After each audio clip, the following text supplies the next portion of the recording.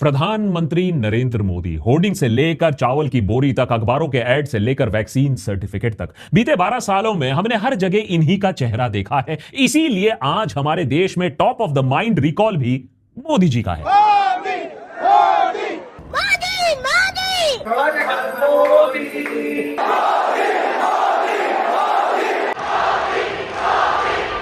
जाहिर सी बात है कि यह सब अपने आप तो हुआ नहीं और ना फ्री में हुआ है। मोदी जी के चेहरे को घर घर तक पहुंचाने के लिए हजारों करोड़ों रुपए फूंक दिए गए हैं। उनकी छवि को साफ रखने के लिए जी तोड़ प्रयास किया जाता है। मिनिस्ट्री ऑफ एक्सटर्नल अफेयर्स से लेकर देश के आईटी सेल 18 घंटे काम करती है। 12 सालों से मोदी का जादू पूरे देश पर छाया हुआ है। शायद पहली बार अब हम देख रहे हैं पिछले 2 महीनों में कि यह जादू कुछ टूट सा रहा है। स्टूडेंट प्रोटेस्ट और जेन जी के आक्रोश ने मोदी और उसके वफादार मीडिया की चटनी बना दी है। कुछ भी इतना कि मोदी जी को खुद आगे आना पड़ा इंस्टाग्राम पर अगली पीढ़ी के साथ संपर्क साधने के लिए। फ्रेंड्स, लेकिन जहां मोदी लड़खड़ा रहे हैं वही कोई और है, उन्हीं की पार्टी से, जो मोदी के प्लेबुक का भरपूर इस्तेमाल कर रहा है, बखूबी इस्तेमाल कर रहा है और पीआर गेम में मोदी को ही पीछे छोड़ दे रहा है। जो अपनी छवि बनाने में प्रधानमंत्री मोदी से भी ज्यादा पैसे फूंक रहा है, जो मोदी के पॉलिटिकल फॉर्मूला और स्टेटमेंट्स के गेम को समझ चुका है, जो मोदी से भी ज्यादा रेवड़ी बांट रहा है और अच्छे दिनों के सपने भी दिखा रहा है। नो डाउट ये प्लेबुक मोदी जी का है। इसका इस्तेमाल करके वो चीफ मिनिस्टर की कुर्सी से प्रधानमंत्री के गद्दी तक आ गए। लेकिन चीफ मिनिस्टर योगी आदित्यनाथ आज इस प्लेबुक का और भी बेहतरीन इस्तेमाल कर रहे हैं। योगी जी मोदी जी को हर फ्रंट पर पीछे छोड़ते नजर आ रहे हैं। मोदी जी एक तरफ कहते हैं हम भारत की इकोनॉमी को $5 ट्रिलियन का बना देंगे, तो इधर योगी जी कहते हैं हम यूपी को अकेले ही $1 ट्रिलियन इकोनॉमी बना देंगे। मोदी जी कहते हैं किसानों को 6,000 रुपया दिया जाए, तो योगी जी आगे आकर कहते हैं महिलाओं के लिए हम 50,000 रुपए दे देंगे। मोदी जी कहते हैं कि हम घर में घुस कर मारेंगे, धमकी देते हैं, तो इधर योगी जी बुलडोजर ही चला देते हैं, घर ही गिरा देते हैं। अगर प्रधानमंत्री के समर्थक मोदी चालीसा गा रहे हैं, तो उधर योगी बाबा को हिंदू हृदय सम्राट पहले ही घोषित कर दिया गया है। अब ऐसा नहीं है कि बीजेपी के आला कमान को यह चीजें दिख नहीं रही हैं। अब मोशा और कुछ हो या ना हो, वो जमीन से जुड़े नेता हैं, खतरा भापना उन्हें अच्छी तरीके से आता है। अब इसमें कोई संदेह नहीं है कि बीजेपी पार्टी के भीतर भी इस मामले को लेकर खींचातानी हो रही है। 2024 यूपी में बीजेपी के खराब प्रदर्शन के बाद ये फॉल्ट लाइंस बाहर भी आई थी और 2027 यूपी इलेक्शन शायद इस बात का फैसला करेगा कि बीजेपी की कमान आने वाले सालों में कौन संभालेगा। If not Modi then who, यह प्रश्न तो आपने कई बार सुना होगा, मोदी वर्सेस हु। लेकिन सत्ता की गलियारों में इस बात की रणनीति तय की जा रही है कि आफ्टर मोदी हु। यह देखिए, फाइनेंशियल टाइम्स दुनिया भर में पढ़ा जाता है। हाल ही में चीफ मिनिस्टर योगी के बारे में बड़ा बड़ा हेडलाइन छापा इन्होंने, the Hindu monk who could succeed Modi. साथ ही में आर्टिकल में लिखा गया कि Yogi is a mirror image of Modi, यानी उनकी एक छवि है, परछाई है, आप कह लीजिए रिफ्लेक्शन है। वही कोई खास पॉलिटिकल फैमिली कनेक्शन नहीं है, हम्बल बैकग्राउंड है, कामकाजी इंसान है, हिंदू फर्स्ट एजेंडा है, जबरदस्त कम्युनिकेशन स्ट्रेटजी है। चीफ मिनिस्टर योगी की उपलब्धियां किसी से छुपी तो है नहीं।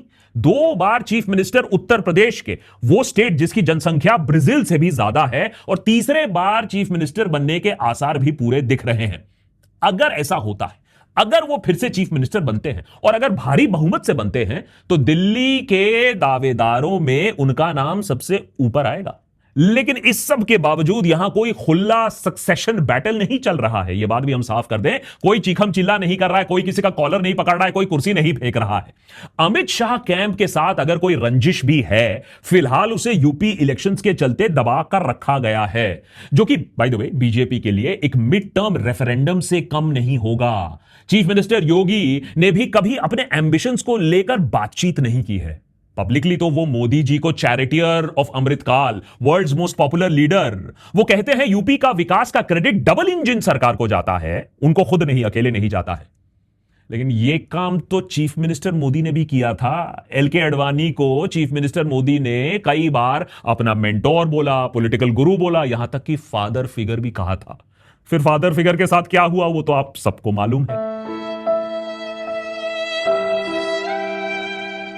तो आज देशभक्त के एपिसोड में आने वाले यूपी चुनाव योगी, मोदी और बीजेपी के लिए क्यों महत्वपूर्ण है, बीजेपी के अंदर ये जो कोल्ड वॉर है वो कितना भीषण है, योगी ने मोदी के प्लेबुक को कैसे अपना लिया इतनी बेहतरीन तरीके से, क्या मोदी के साथ वही हो सकता है जो उन्होंने आडवाणी जी के साथ किया था, क्या एक बार फिर से शागिर्द अपने टीचर से आगे निकल जाएगा। हम सब जानते हैं कि मोदी जी का पीआर और इवेंट मैनेजमेंट कितना तगड़ा है, भारत में और भारत के बाहर भी। पिछले 11-12 सालों में मोदी सरकार ने प्रचार प्रसार पर करीबन 6,000 करोड़ रुपए, 600 नहीं 6,000 करोड़ रुपए खर्च किए हैं, यानी हर दिन लगभग 1,50,00,000 रुपए। अच्छे दिन, वाह। इन्हीं अच्छे दिनों के चलते गोदी मीडिया की तो चांदी हो गई थी। बिस्कुट खाओ, काम पर निकल जाओ। मैं हूं अंजना मोदी और चांद पर होने वाला है Modi. Modi father of India है। आप थकते क्यों नहीं? दिल्ली की गद्दी पर बैठा बाप तुम्हारा मोदी है, लेकिन पीछे से बाजी कोई और ले गया। यूपी में बुलडोजर बाबा की सरकार ने पिछले सिर्फ 8 सालों में 2017 से 2025 तक प्रचार और पब्लिसिटी में 6,811 करोड़ रुपए फूंक दिए। माने आप लगा लीजिए हिसाब, हर दिन करीबन 2,32,00,000 रुपए की बत्ती लगा दी गई। भाई साहब, केंद्र सरकार पूरे देश में अपना प्रचार करने के लिए जितना पैसा खर्च करती है, भाई वो अपने आप में प्रॉब्लमैटिक है कि इतना पैसा क्यों खर्च हो रहा है, आपका और हमारा ही पैसा खर्च हो रहा है, लेकिन उससे ज्यादा आयरनी देखिए, सिर्फ एक राज्य सरकार ने अपने प्रचार के लिए केंद्र सरकार को भी पछाड़ दिया, पीछे छोड़ दिया। और इस पर मेन स्ट्रीम मीडिया में आपको कोई शोरगुल ड्रग दो नहीं नजर आएगा, क्योंकि सारा मेवा भी तो उधर ही जा रहा है। ये आपका पैसा, ये मेरा पैसा, जिसको उड़ाया जा रहा है प्रमोशनल कैंपेन्स में। न्यूज लॉन्ड्री ने जब योगी सरकार से बिल का हिसाब मांगा आरटीआई के जरिए, अच्छा ठीक है पैसा तो खर्च हो ही गया है, आप हमको इतना बता दो कि हमारा जो पैसा खर्च किया गया वो किसको किसको आपने पैसे दिए, क्या व्हाट वाज द डिवीजन। तो आप विश्वास नहीं करोगे, उत्तर प्रदेश के इंफॉर्मेशन डिपार्टमेंट ने क्या जवाब दिया कि डेटा कंपाइल करने में बहुत समय लग जाएगा, तो हम आपको ये डेटा नहीं देंगे, जाओ भाग लो यहां से। अब एग्जैक्ट डिटेल तो हमको मालूम ना चल पाए, लेकिन ऑफिशियल बजट डॉक्यूमेंट से मोटा मोटा आंकड़ा पता चलता है कि टोटल बजट का 83% माने करीबन 5,658 crore rupees direct advertising and visual publicity के नाम पर टीवी, न्यूज़पेपर और डिजिटल मीडिया को दिया गया। एडिटर यार, हम लोग का कब आएगा अच्छे दिन। एनीवेज, हर जगह बुलडोजर बाबा को इसीलिए आप देखोगे इतनी वॉल टू वॉल उनको कवरेज मिलती है, शायद मोस्ट पब्लिसाइज्ड चीफ मिनिस्टर भी वही हैं। अब बात सच है कि ये एड्स योगी सेंट्रिक नहीं है, ये बात मैं भी मानूंगा। ऑफिशियली आप देखें तो ये गवर्नमेंट पब्लिसिटी एड्स हैं, यूपी सरकार के एड्स हैं, उनके स्कीम्स, इंफ्रास्ट्रक्चर, वेलफेयर, ठीक है, लेकिन इसमें सारे योगी मॉडल को एग्रेसिवली प्रमोट कर रहे हैं, ठीक जैसे मोदी किया करते थे अपने समय में गुजरात को। गुजरात मॉडल आपको याद होगा, और सीएम योगी के लिए करना भी जरूरी है, क्योंकि अगर यूपी क्लियर मार्जिन से नहीं जीता या कहीं गलती से यूपी हार गए तो उन्हें साइडलाइन करने के लिए एक मौका दिल्ली में खुल जाएगा, दूसरे कैंप को एक मौका मिल जाएगा। इसीलिए यूपी चुनाव मेक और ब्रेक है योगी के लिए, इसीलिए साम दाम दंड भेद सब का इस्तेमाल होने वाला है और हो रहा है अभी। 2018 से प्रधानमंत्री मोदी ने हमें बार बार लगातार एक सपना दिखाया है कि हम जल्द एक $5 ट्रिलियन इकोनॉमी बन जाएंगे, लेकिन फिर नेहरू, कोविड, दिमागी नक्सल, जेनजी, ये सब आकर वो प्लान्स को बिगाड़ दिया है, और इसीलिए फिलहाल 2029-2030 लग जाएगा $5 ट्रिलियन इकोनॉमी बनने के लिए। लेकिन ये टारगेट का राजनीतिक फायदा सीएम योगी ने भी देखा, और इसीलिए 2023 में उन्होंने ऐलान कर दिया कि 2027 तक उत्तर प्रदेश $1 ट्रिलियन इकोनॉमी बन जाएगा। 5 ट्रिलियन से 1 ट्रिलियन सिर्फ उन्हीं का राज्य कर देगा। सुनने में भी कितना भव्य लगता है, भारत 5 ट्रिलियन, अकेला UP 1 trillion, world's best CM का तो टैग मिलना पक्का हो गया है।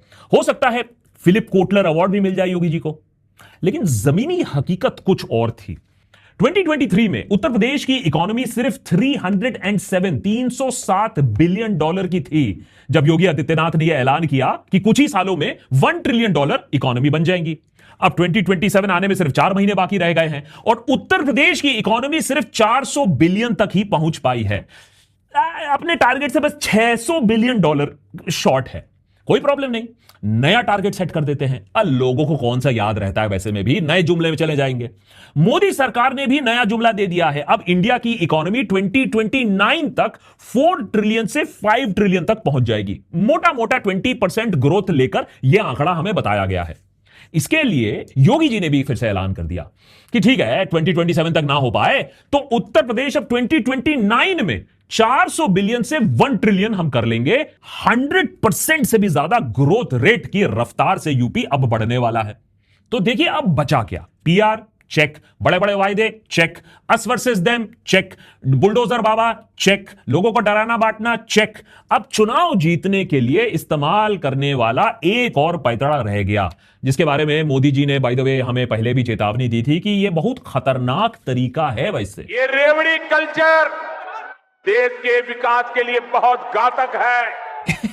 ये पुराने मोदी जी हैं। अरे जब बात कुर्सी बचाने की हो तो विकास को भी सूली पर चढ़ा दिया जाता है। इसीलिए जब हिंदुत्व और मंदिर के नाम पर सारे वोट्स कंसोलिडेट हो गए, तब लोगों को जिंदा रखने के लिए यह रेवड़ी कल्चर लाडली योजना में तब्दील कर दी गई। मध्य प्रदेश, महाराष्ट्र, बंगाल, ऐसी कई रेवड़ी स्कीम्स हैं जिसने बीजेपी के जीत को ना बहुत ज्यादा योगदान दिया है towards that victory that BJP got. Bihar में तो चुनाव से ठीक पहले 10,000 रुपए डायरेक्ट कैश ट्रांसफर कर दिया गया महिलाओं के लिए। अब जब गुरु ये सब कर रहा हो तो चेला भी बोलेगा एडवांटेज ले सकते हैं। तो 2027 के विधानसभा चुनाव में योगी सरकार का ऐलान यह रहा कि 10,000 20,000 छोटी मोटी बातें कर रहे हो तुम, आए पूरे 50,000 रुपए महिलाओं के अकाउंट में डायरेक्ट कैश ट्रांसफर कर देंगे। चुनाव से पहले एक बार में 20,000 रुपए और फिर चुनाव जीतने के बाद इंस्टॉलमेंट में पूरे 30,000 रुपया। इतना सारा पैसा वो डायरेक्ट कैश ट्रांसफर करेंगे और उसी के साथ साथ उत्तर प्रदेश को आने वाले 3-4 सालों में 100% से भी ज्यादा ग्रोथ रेट लेकर $1 ट्रिलियन इकोनॉमी भी बना देंगे। ये वाला चैलेंज हुआ ना, नॉन बायोलॉजिकल चैलेंज। हो जाएगा। अरे इलेक्शन जीतने दो ना, फिर देखा जाएगा। बीते कुछ समय से दिल्ली और लखनऊ के बीच में एक ऐसी जंग चल रही है जिसके बारे में सिर्फ दबे स्वरों में ही बात की जाती है, लेकिन बीजेपी का भविष्य इसी जंग पर निर्भर है। Who after Modi? दरअसल 2021 में कोविड के सेकेंड वेव के दौरान उत्तर प्रदेश में सिस्टम पूरी तरीके से बिखर जाता है। गंगा किनारे लाशों की तस्वीरें नेशनल और इंटरनेशनल मीडिया में छपने लगती हैं। हॉस्पिटल्स, हेल्थ केयर सिस्टम पर जबरदस्त प्रेशर रहता है और योगी सरकार पर कोविड मिसमैनेजमेंट को लेकर सवाल उठने लगते हैं। यहां तक कि बीजेपी हाईकमांड को ग्राउंड से कुछ और भी कंप्लेंट्स आती हैं। सबसे बड़ी प्रॉब्लम यह कि चीफ मिनिस्टर की ऑफिस, मिनिस्टर्स, एमएलएज, इनके बीच में कोऑर्डिनेशन है ही नहीं। माने मोटा मोटी बात यह है कि कम्युनिकेशन कोऑर्डिनेशन पार्टी के अंदर, सिस्टम के अंदर बिल्कुल खत्म हो गया था। एमएलएज को लग रहा था कि उनकी बात सीएम तक पहुंच ही नहीं रही है, या फिर सीरियसली उन्हें लिया नहीं जा रहा है और ना ब्यूरोक्रेसी उनकी सुन रही है। इस सब के बीच में दिल्ली में एक बहुत बड़ी हाई लेवल मीटिंग बुलाई जाती है। इस मीटिंग में प्रधानमंत्री मोदी, अमित शाह, जेपी नड्डा, आरएसएस के दत्तात्रेय होसाबले ये सब मौजूद थे। यहां तक कि यूपी के बीजेपी के जनरल सेक्रेटरी सुनील बंसल को भी दिल्ली बुलाया गया था इस मीटिंग के लिए। सिर्फ यूपी के चीफ मिनिस्टर योगी आदित्यनाथ को छोड़ दिया गया था बाहर। अब आप सोच के देखिए उस समय इसका कितना बड़ा मतलब निकल सकता है कि राज्य के मुख्यमंत्री को महामारी के दौरान मीटिंग में ही नहीं बुलाया गया है। योगी जी को यह बात बिल्कुल एकदम पसंद नहीं आई। आग में घी डालने का काम किया ए.के. शर्मा ने। नाम याद रखिएगा, काफी इंटरेस्टिंग स्टोरी है। ए.के. शर्मा गुजरात काडर में आईएएस ऑफिसर थे, प्रधानमंत्री के सबसे खास ट्रस्टेड ब्यूरोक्रेट्स में से एक थे। मोदी जी ने उन्हें वीआरएस दिलवा दिया, सीधा यूपी भेज दिया एमएलसी बनवाकर। क्विंट की एक रिपोर्ट के हिसाब से प्लान यह था दिल्ली की तरफ से कि ए.के. शर्मा को यूपी का डेप्यूटी चीफ मिनिस्टर बना दिया जाए या कोई बहुत बड़ा पोर्टफोलियो दिया जाए, ताकि 2022 विधानसभा चुनाव से पहले सरकारी स्कीम्स को वो बेहतर तरीके से चला सके, जांच कर सके। पर योगी आदित्यनाथ इस फैसले से बिल्कुल खुश नहीं थे और उन्होंने ए.के. शर्मा को अपनी कैबिनेट में शामिल करने वाले इस फैसले को, जो उनके ऊपर थोपा जा रहा था, उसका समर्थन नहीं किया। योगी ने मोदी और अमित शाह को इनडायरेक्टली ही सही लेकिन बोल दिया, यह मेरा राज्य है, यहां मेरी चलेगी। एक बार तो ऐसी खबरें भी हैं कि योगी जी ने शर्मा जी को अपनी मन की बात अपने सामने ही कह डाली। इसके बाद जैसा बीजेपी में अक्सर होता है, आरएसएस को बच बचाव करने के लिए बीच में आना पड़ा। दत्तात्रेय होसाबले, बीएल संतोष जैसे सीनियर आरएसएस नेता लखनऊ भेजे गए फीडबैक लेने के लिए। अफवाह तो यहां तक भी है कि जब होसाबले लखनऊ आए तो योगी जी जानबूझकर सोनभद्र के लिए निकल पड़े, दौरे पर निकल पड़े ताकि उनसे मिलना ना पड़े। कहीं ना कहीं आरएसएस और दिल्ली हाईकमांड को समझ में आ गया कि योगी तो झुकने वालों में से नहीं है, और अगर उन्हें हटा दिया गया तो वहां चुनाव में उनका जो हिंदुत्व वोट बेस है वो बीजेपी के खिलाफ हो जाएगा। क्योंकि उस समय से क्या आज तक भी बीजेपी के पास योगी आदित्यनाथ का कोई रिप्लेसमेंट नहीं है, और इसीलिए उन्हें आप फॉर एग्जांपल शिवराज सिंह चौहान की तरह आप दिल्ली नहीं बुला सकते हो कि ये लो कैबिनेट मिनिस्टर का लॉलीपॉप, चुपचाप अब दिल्ली में बैठ जाओ। कॉन्फ्लिक्ट तो जरूर है और एस्पिरेशन भी बिल्कुल है, लेकिन बीजेपी हाईकमांड और योगी दूसरे नेताओं की तरह नहीं है, दूसरे पार्टियों की तरह नहीं है कि अपना कच्चा मीडिया के सामने इन लोग निचोड़ेंगे।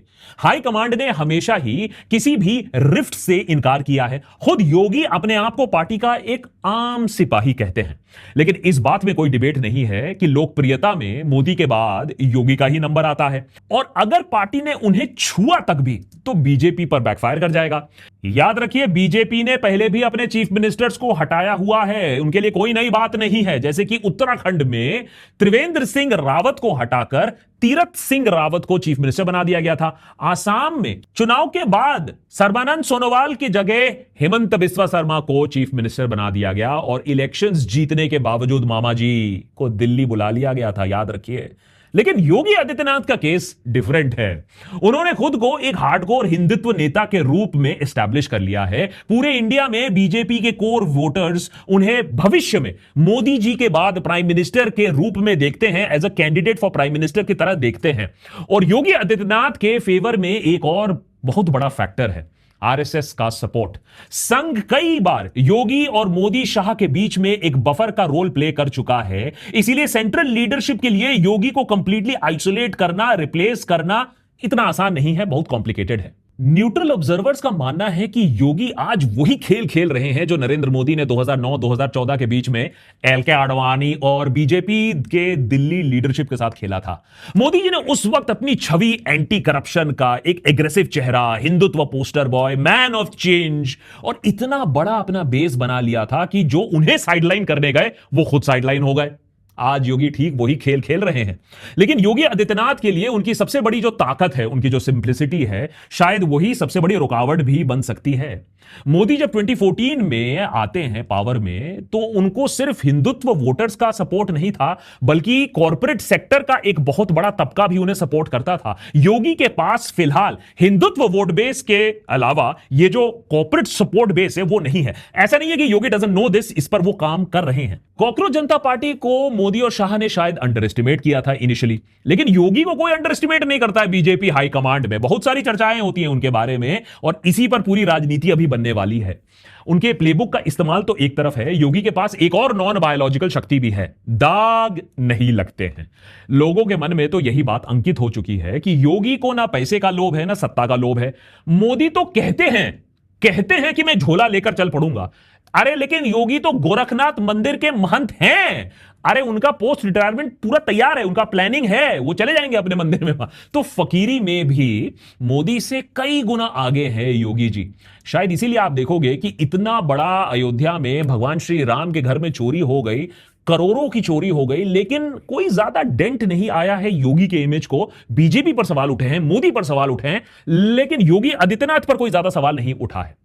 एक और एडवांटेज है योगी के पास, उम्र सिर्फ 54 साल की है, तो कोई जल्दी है नहीं उन्हें, बहुत समय है उनके पास। और रही बात अमित शाह जैसे लीडर्स की, उनकी ऑर्गेनाइजेशनल एबिलिटीज की, तो वो तो योगी के हिंदुत्व छवि के सामने वैसे में भी फीकी पड़ जाती है। दिलचस्प यह भी है, देखना होगा कि 2029 के चुनाव में क्या प्रधानमंत्री मोदी अपनी दावेदारी रखते हैं, और अगर नहीं रखते हैं, ही स्टेप्स असाइड, तो पार्टी में एक पावर स्ट्रगल होना स्वाभाविक है, जिसके लिए लोग सेटिंग अभी से ही करना शुरू कर चुके हैं।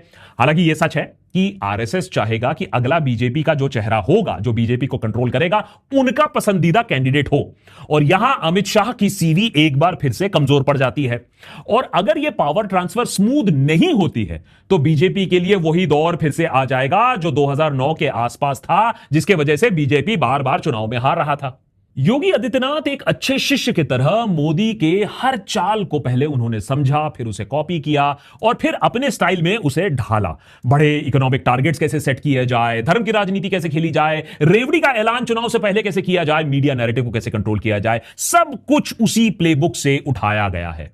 लेकिन क्या अब आने वाले 3-4 सालों में यह शिष्य अपने गुरु को मात दे देगा? यह शायद देश में सबसे दिलचस्प पॉलिटिकल स्टोरी होगी जिस पर हमारी नजर रहेगी। और जिन्हें अब भी लगता है कि नहीं नहीं ये सब क्या बातें कर रहे हो, ऐसा तो हो ही नहीं सकता है, वो इमेज नहीं है, वो रुतबा नहीं है, तो मैं आपको याद दिलाना चाहूंगा कि पॉलिटिक्स में एवरीथिंग इज पॉसिबल। ये कुछ पुरानी इंडिया टुडे की कवर्स देख लीजिए। तब क्या आपने सोचा था कि 2002, 2004, 2006, 2010 तक भी ये hero of hate, master divider riding the hate wave, Modi on trial, ये इंसान जाकर देश का प्रधानमंत्री बनेगा, सुप्रीम लीडर बनेगा, विश्व का apparently the most popular prime minister बनेगा? तो कुछ भी हो सकता है। Politics is the art of the impossible. आपको क्या लगता है बीजेपी का अगला हेड कौन होगा, चेहरा कौन होगा? नीचे कमेंट सेक्शन में जरूर बताइएगा, नाम लिखिएगा और अपनी वजह जरूर बताइएगा। देखना काफी दिलचस्प होगा।